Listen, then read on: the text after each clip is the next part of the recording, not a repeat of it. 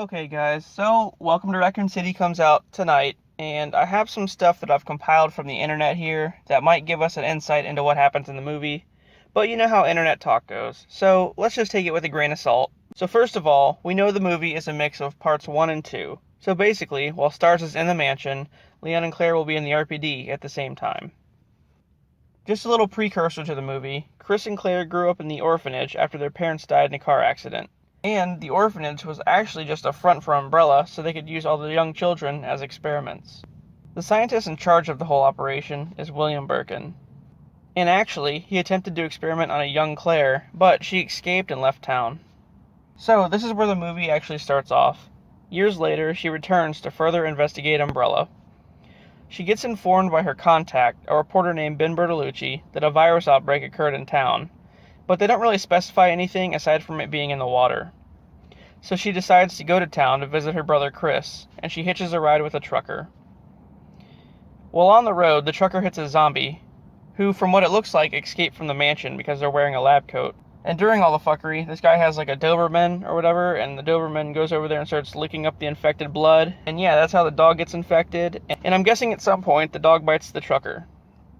So, Claire arrives at Chris's house and tells him what's going on, but he doesn't believe a word she's saying. A while after this, the Stars Alpha team gets dispatched to the mansion after they hear the Bravo team has gone missing. So I guess the Bravo team goes to investigate the mansion, just like they did in the game, and yeah. Meanwhile, Claire meets up with Leon in the RPD, and Chief Irons joins them, and apparently isn't a creep in this movie at all. Eventually, though, after we get the classic scene with Leon and the liquor in the hallway, Irons gets killed by the liquor. At some point after this, Chris and Richard find zombies in the mansion, and then Jill and Wesker find a hidden passage in that piano room from the first game. Apparently the passage leads down to the Nest, Umbrella's underground lab. So, in the movie, instead of having like a lab underneath the mansion and then the Nest underneath Raccoon City, they merged it all into one lab. So you can get to the Nest either from the mansion or from the orphanage. It's here where Wesker comes clean to Jill and explains that someone has paid him to steal the virus before the city gets destroyed. Gets destroyed? Did they mention that at all previously? No. So, he abandons her and heads down to the Nest, while Jill goes to look for Chris and tells him everything. Meanwhile, Claire goes to the orphanage and finds Lisa Trevor, a girl that Umbrella experimented on in the orphanage when they were younger. But in this movie, Lisa's not a villain or like one of the bosses, she's actually just a sympathetic character. So she helps Leon and Claire find the tunnel that leads to the Nest, and eventually underground, Chris and Jill meet up with Leon and Claire. And then, Wesker heads down there as well and meets up with William Birkin, who he shoots and steals the virus from. Birkin's wife Annette tries to take the gun and shoot Wesker, but she gets killed as well. And then, he points a gun at Sherry like he's going to kill Sherry, but Chris shows up and shoots Wesker in the back. While Birkin's laying dying on the floor, he takes a vial of the G-Virus and injects it into himself, mutating into the G1 form that we know from the game. But he's like a more sentient version, and like he still keeps his intelligence and speech, and I guess he just looks physically different. So anyway, Chris confronts him, and he almost kills Chris, but Claire shoots him in the face point blank with a gun, causing him to mutate further into like a mix of like the G2, G3 Birkin. And then the group finds a train that heads out of Nest back up to the surface, which Birkin boards as well. As another fight ensues, Leon shows up with a rocket launcher that he finds on the train and blows Birkin into fucking goop.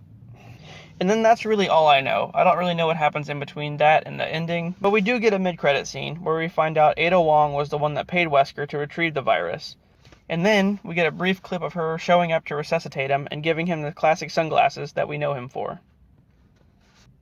And that's pretty much it.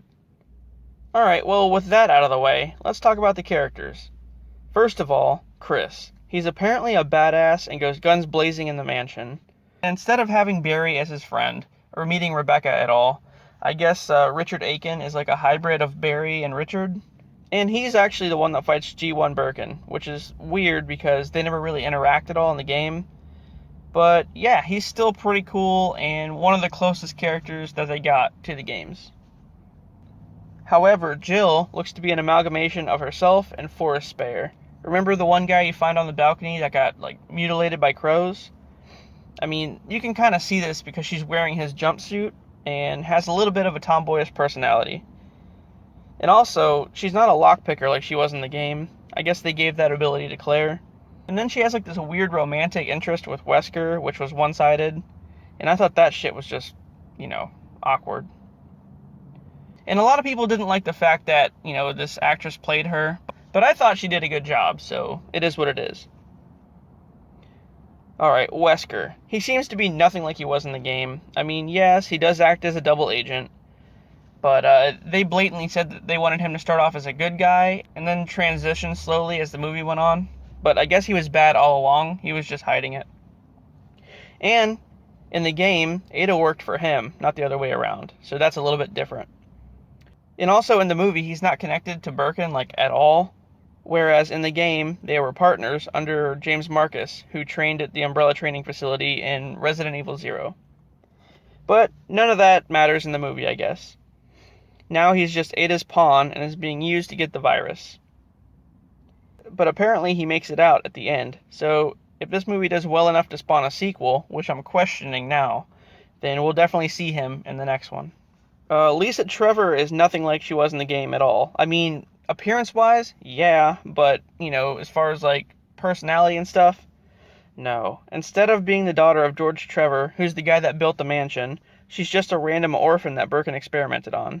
And then they actually made the Ashfords the same way, whereas Alexia was like Birkin's rival as far as like, virus research. In this one, she's just a little kid when he's experimenting on all of them. So, the backstory is kind of fucked up a little bit, but whatever. And she's also being portrayed as like a sympathetic character, like I said.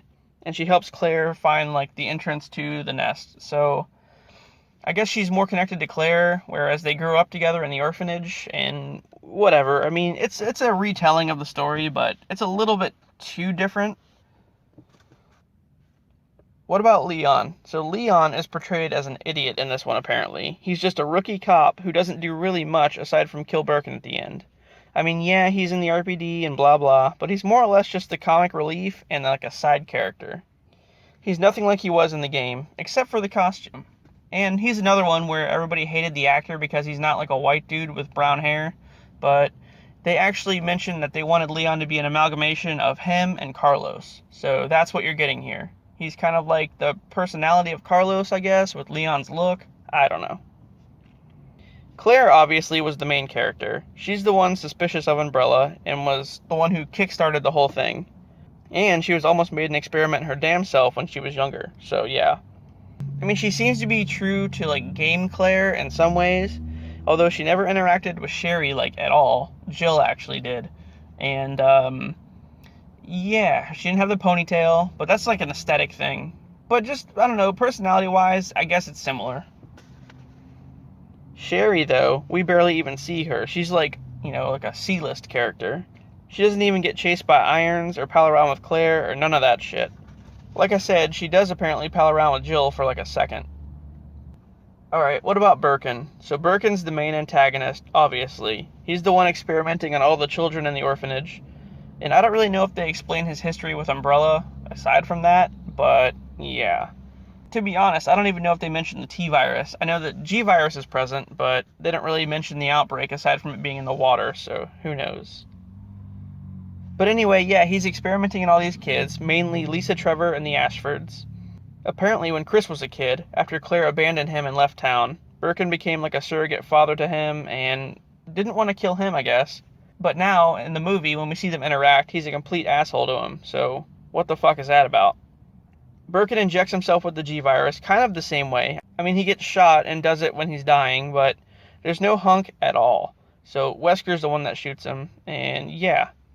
We only see his G1 form, which I'm not even sure what it completely looks like because they've only showed like a side view of it.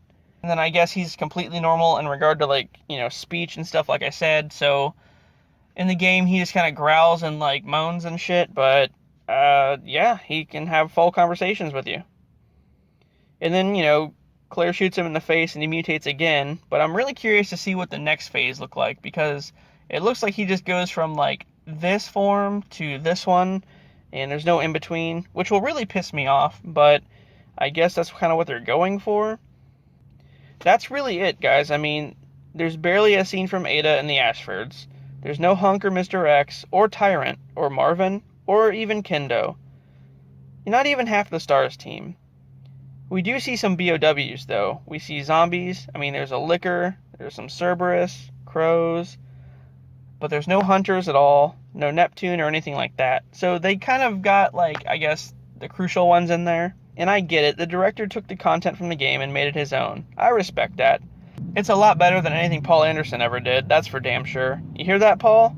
Yeah, that's right, bitch. Alright guys, well, that's it for this one. You can see how true any of this stuff is when we watch the movie tonight when it comes out. And I'll be doing a review of the movie in like a day or two, so stay tuned for that. Alright guys, I'll see you then.